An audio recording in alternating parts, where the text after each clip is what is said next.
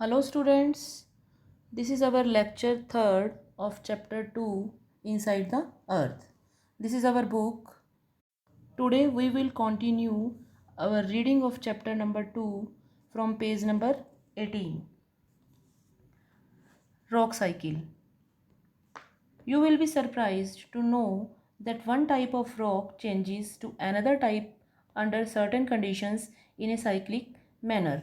आपको पता होगा कि जो रॉक एक रॉक है वो दूसरी रॉक में कन्वर्ट होती है कुछ कंडीशंस के under. This process of transformation of the rock from one to another is known as the rock cycle. ये जो प्रोसेस है जिसमें एक रॉक दूसरी रॉक में कन्वर्ट होती है उसको बोलते हैं rock cycle. You have already learned when the molten magma cools, it solidifies to become igneous rock. आपने पहले भी पढ़ा है कि जब मोल्टन मैग्मा ठंडा हो जाता है तो वो इग्नियस रॉक में कन्वर्ट हो जाता है. Now page number 19. These igneous rocks are broken down into small particles that are transported and deposited to form sedimentary rocks. ये जो igneous rocks हैं जब छोटे छोटे पार्टिकल्स में ब्रोक हो जाती हैं तो वो ट्रांसपोर्ट हो जाती हैं और डिपॉजिट हो जाती हैं तो वो सेडिमेंट्री रॉक्स का रूप धारण कर लेती हैं. When the igneous and sedimentary rocks are subjected to heat and pressure, they change into metamorphic rocks. और जब इग्नियस और सेडिमेंट्री रॉक्स पर हीट और प्रेशर पड़ता है तो मेटामॉर्फिक रॉक्स में चेंज हो जाती हैं. The metamorphic rocks which are still under great heat and pressure melt down to form molten magma.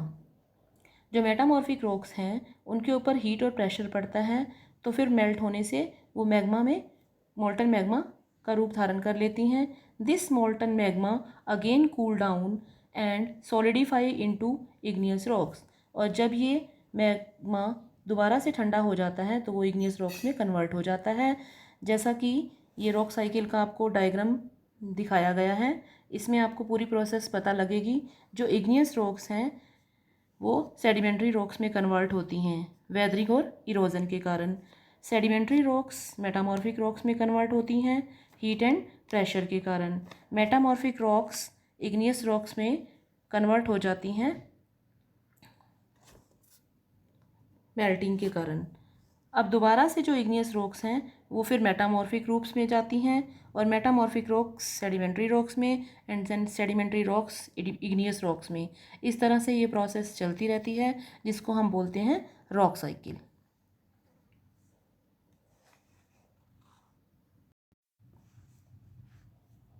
Volcanoes. A volcano is an opening in the crust of the earth through which material from the interior of the earth is ejected onto the surface.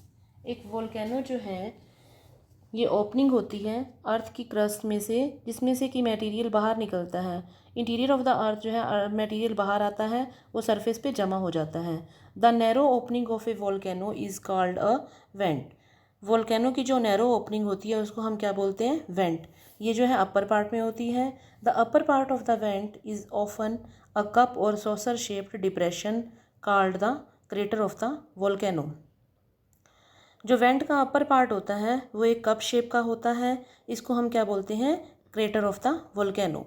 Sometimes the material from the interior of the earth is ejected to the surface through a long crack like opening. कभी कभी जो material निकलता है interior के अर्थ के interior से वो जो है लॉन्ग क्रैक के थ्रू आता है like opening. Such a volcano is called a fissure volcano. इस तरह के वोल्केनो को क्या बोलते हैं fissure volcano. The material ejected through a volcano can be in the form of solid rocks or cinder, molten rock material और magma. जो material बाहर निकलता है वोल्केनो में से वो सॉलिड रॉक्स के रूप में हो सकता है, मोल्टन रॉक मटेरियल हो सकता है या फिर उसको हम मैग्मा बोल सकते हैं. The solid material ejected through volcanic activity may be in the form of powder और एशिज और in the form of small pebbles और लार्ज बोल्डर्स. जो सॉलिड मटेरियल निकलता है वॉल्केनिक एक्टिविटी के थ्रू वो जो है पाउडर के रूप में हो सकता है, एशिज़ या फिर स्मॉल पेबल्स हो सकते हैं या फिर जो है लार्ज बोल्डर्स मतलब पत्थर हो सकते हैं। Besides the solid and liquid rock material volcanoes spew up out a large amount of gases also. ये जो सॉलिड और लिक्विड रॉक मटेरियल निकलता है, इसके अलावा वोल्केनोज में से कुछ तरह की गैसेज भी निकलती हैं। The rock material ejected during volcanic activity deposited on the surface of the earth is called lava. जो रॉक मटेरियल निकलता है बाहर वॉल्केनिक एक्टिविटी के अंतर्गत, तो वो जो है ऊपर आकर जमा हो जाता है, जिसको हम क्या बोलते हैं, लावा। उसके बाद ये वोल्केनो की आपके पास न्यूटम दी हुई है। An opening in the crust of the earth through which material from the interior of the earth is ejected on to the surface. ये हमने पहले भी वोल्केनो की स्टार्टिंग में पढ़ा। ये जो वोल्केनो का है, आपको नीचे डायग्राम दिया हुआ है, इसके थ्रू भी आप इसको समझ सकते हो। ये एक वोल्केनो की शेप दी हुई है। वोल्केनो ये जिसमें से लावा बाहर निकल रहा है, लावा ऊपर आकर जमा हो जाता है, और जब ये जमा हो जाता है तो इसकी ओपनिंग भी कई बार बंद हो जाती है, और इसमें से कई बार गैसेस भी निकलती हैं, और ये जो ऊपर की शेप दिखा रखी है ये वेंट है। Next is earthquakes.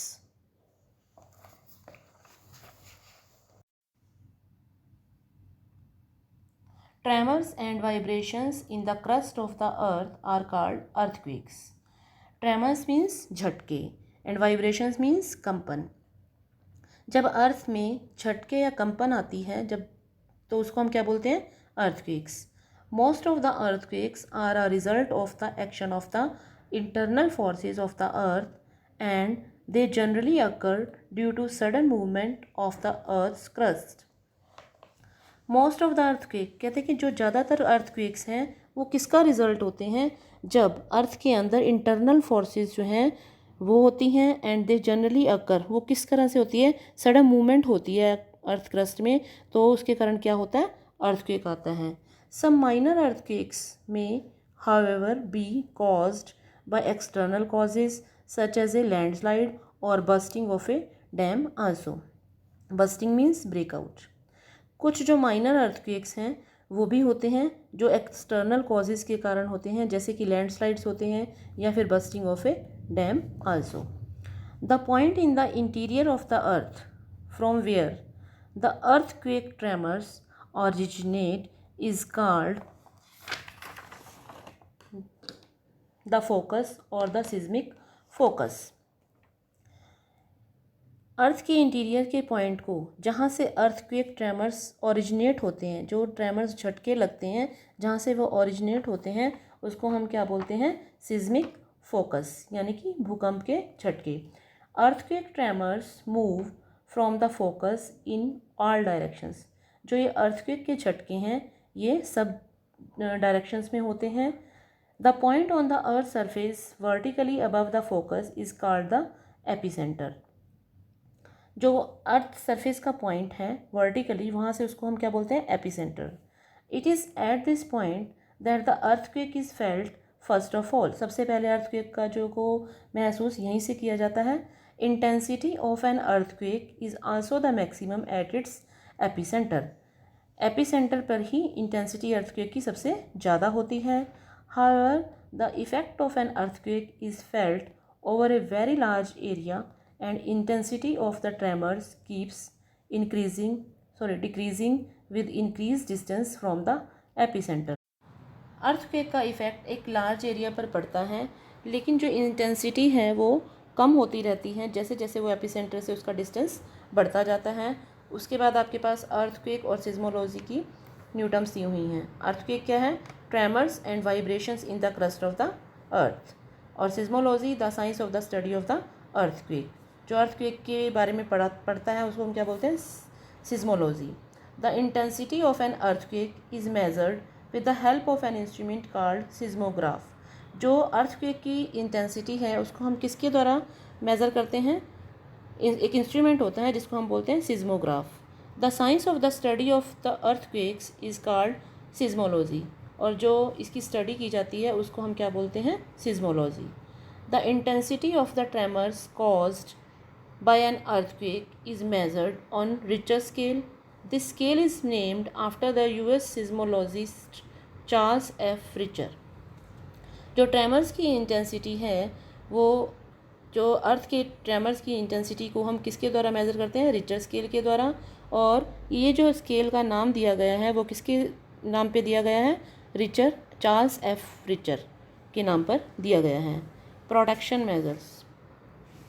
The main cause of the destruction was not the earthquake but the man made structure. अब इस डिस्ट्रक्शन, जो अर्थक्वेक के कारण डिस्ट्रक्शंस होते हैं, उसका मेन कारण क्या होता है। To avoid loss on such a large scale following precautions should have been taken. अगर हम इस लॉस से बचना चाहते हैं तो हमें कुछ प्रिकॉशंस अपनाने चाहिए। Building should have been supported by strong pillars. जो भी बिल्डिंग्स बनाई जाती हैं वो स्ट्रॉन्ग पिलर्स होने चाहिए उनके लिए। The buildings should have a simple rectangular plan. Buildings के लिए जो है सिंपल रेक्टेंगुलर प्लान बनाया जाना चाहिए।